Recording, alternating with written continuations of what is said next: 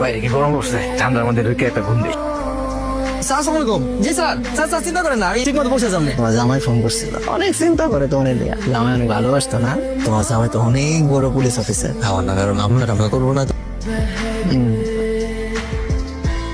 সাবধানে সাবধানে সাবধানে ভাই। ভাই সাদা সাদা এগুলো কি লাশের উপরে? এগুলা ওই যে সারা ফ্রিজ আছে না, ঠান্ডা হয়ে গেছিল। অসুবিধা এগুলো কিছু না, চলো চলো চলো নিয়ে চলো। পানি পুনি পরে এরকম ভিজা হয়ে যায়। কেমন লাগলো? ঠান্ডা লাগে নাই তো? আমার কিন্তু মেলা ঠান্ডা লাগছিল। কি তাই না? করিম, তুমি অনেক কষ্ট করে আমার ওয়াইফের লাশটা অনেক দূর থেকে নিয়ে এসেছো। নাও তোমার টাকাটা। স্যার কানাগারি করেন, মনটা তো না কানাগারি করলে মধ্যে আত্মা তো কষ্ট পায়।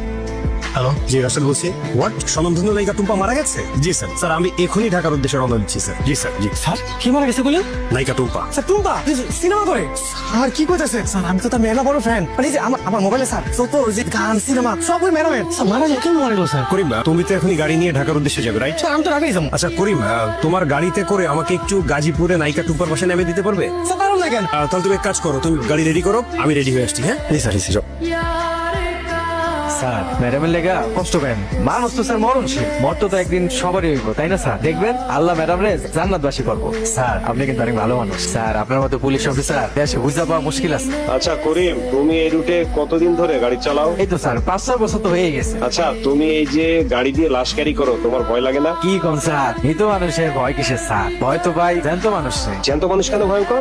জ্যান্ত মানুষ যে কখন কি করে তার কোনো ঠিক ঠিকানা আছে? মৃত মানুষ তো স্যার শান্ত চুপচাপ, ধরেও না সরেও না। এই করিম, এই লাশটা দ্রুত ঢাকা মেডিকেলে পৌঁছানোর ব্যবস্থা করো তো। ঠিক পৌঁছে দিবে, ঠিক আছে? জি স্যার। আর শফিক, তুমি করিমের সাথে যাবে। স্যার আমি কইতেছিলাম স্যার ওই হাসপাতাল সব আছে না স্যার, ওই মর্গের যে লোকজন আছে সবই আমার বন্ধু বান্ধব। ওই আপনারা তো এখানে লোকজন কম আছেন, কনস্টেবল সাহেব শুধু শুধু কষ্ট দিতে যাবেন কেন? আমি স্যার সব সামনে নিতে পারবো, অসুবিধা নেই। মানে কি তুমি একাই নিয়ে যেতে পারবে বলছো? আচ্ছা ঠিক আছে, আর সাবধান, এটা কিন্তু হাই প্রোফাইল কেস, ওকে? কোনো রকম ভুল যেন না হয়, ঠিকঠাক মর্গে পৌঁছে দিবে লাশটা। জি স্যার, জি স্যার, বুঝতে পারছি স্যার। স্যার আমরা লাঠিয়ে দিয়েছি, কিছুক্ষণের মধ্যে ঢাকা মেডিকেল পৌঁছে যাবে। আমাকে একটু এমার্জেন্সি গ্রামে যেতে হবে। কিন্তু কেন স্যার? অবাক, একমাত্র আমার ওয়াইফের লাশের সাথেই টুম্পা হত্যা রহস্যটা লুকিয়ে আছে। আমি এমার্জেন্সি এখন যেতে চাই, তুমি এই দিকটা তো সব সামলে রাখবে। হ্যালো অবাক, শোনো, টুম্পার মৃত্যু আমার স্ত্রীর মৃত্যুর পরে হলেও আমার মনে হয় দুটো ঘটনার সাথে একটা সিমিলারিটি আছে। আমার মনে হয় করিমই এটা আসল রহস্য, ওই লাশবাহী গাড়িটার মধ্যেই আসল রহস্য লুকিয়ে আছে।